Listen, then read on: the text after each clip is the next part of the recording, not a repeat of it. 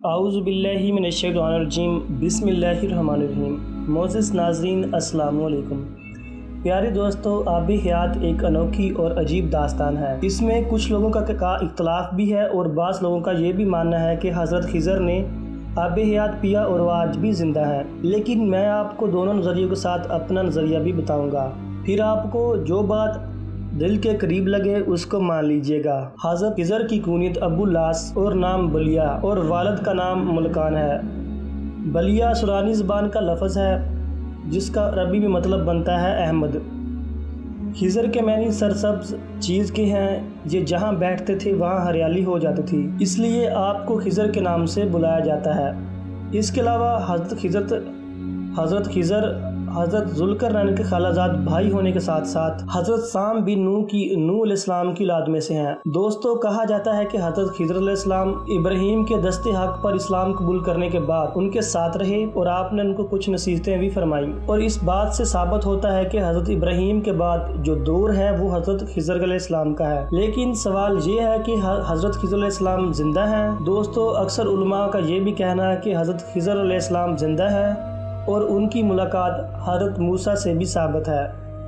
यहाँ तक कि हज़रत मूसा का दौर इब्राहीम और खिज़र तफसीर रूल बयान में दर्ज है कि हज़रत यूसुफ अलैहिस्सलाम को, जो कि हज़रत इब्राहीम के पड़पोते हैं, उनके दरमियान और मूसा के दरमियान 400 साल का फ़र्क है, और इस लिहाज से हज़रत मूसा अलैहिस्सलाम खिज़र अलैहिस्सलाम से 600 साल बाद पैदा हुए। इमाम बदरुद्दीन ऐनी लिखते हैं कि वो ज़िंदा हैं, और ज़्यादातर उलमा भी यही कहते हैं कि वो नबी थे और ज़िंदा भी हैं। और ये भी मनकूल है कि हज़रत खिज़र अलैहिस्सलाम चश्मे हयात में गुस्ल फरमाया और इसका पानी भी पिया।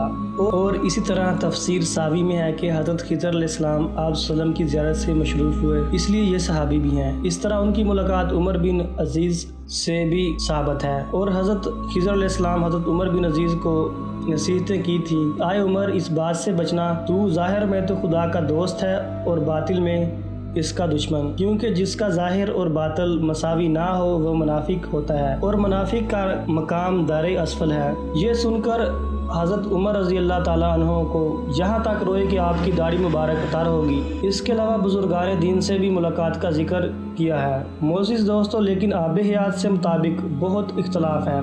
बाज़ लोगों को एक अफसाने के अलावा कुछ नहीं समझते, क्योंकि आब हयात का तज़किरा ना तो कुरान में है और ना ही किसी हदीस में। जैसा कि तफसीर खज़ानुल अरफ़ान में है कि हज़रत ज़ुल्करनैन ने अपनी पुरानी किताबों में पढ़ा था कि साम बिन नूह की औलाद में एक शख्स चश्मा हयात से पानी पिएगा तो उसको मौत नहीं आएगी। इसलिए आपने मगरिब का सफ़र किया और आपके साथ हज़रत खिज़र अलैहिस्सलाम भी थे, तो आप आब हयात के चश्मे तक पहुँच गए तो उसका पानी पी लिया, मगर हज़रत ज़ुल्करनैन को कदर में नहीं था तो वो महरूम ही रह गए। इस सफ़र में आप मगरब की तरफ रवाना हुए तो जहाँ तक आबादी का नामो निशान है वो सब मंजिल तय करने के बाद आप एक ऐसे मकाम तक पहुँचे तो उनको सूरज महसूस हुआ कि वो चश्मा हयात में डूब रहा है। जैसा कि समंदर में सफ़र करने वालों को सूरज काला समंदर में डूबता नज़र आता है। उनकी मुलाकात एक ऐसी कौम से हुई जो जानवर की खाल पहने हुए थी, इसके अलावा कोई दूसरा लिबास उनके बदन पर नहीं था, और दरियाई मुर्दा जानवरों के सिवा उनकी ग़िज़ा नहीं कोई और नहीं थी।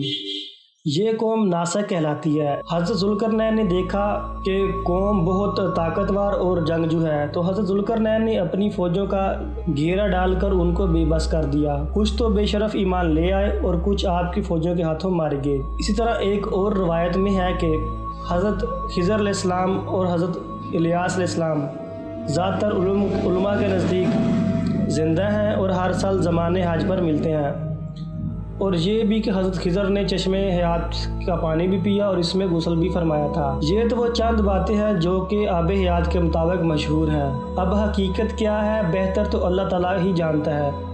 मेरे ख्याल से आब हयात का मतलब वो पानी या वो जाम है जिसको पीकर इंसान हमेशा ज़िंदा रहता है। दोस्तों, ऐसा पानी या जाम एक ही है जिसको पीकर इंसान ज़िंदा रहता है, और वो है जाम शहादत। जो भी जाम शहादत पी लेता है वो अमर हो जाता है, और दुनिया में जितनी भी चीज़ें हैं वो सब फ़ानी है, मगर ये जाम शहादत जो भी पी लेता है वो फ़ना से निकल कर बका हो जाता है।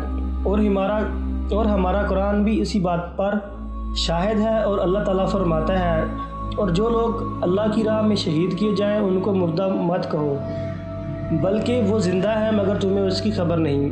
सूरत अल बकरा आयत नंबर 154। ये तो सिर्फ़ अल्लाह का करम मुसलमानों पर है जिसने आब हयात जैसी नेमत से नवाजा है। अब आपके सामने मेरी ज़ाती राय भी मौजूद है जो कि गलत भी हो सकती है और ठीक भी हो सकती है।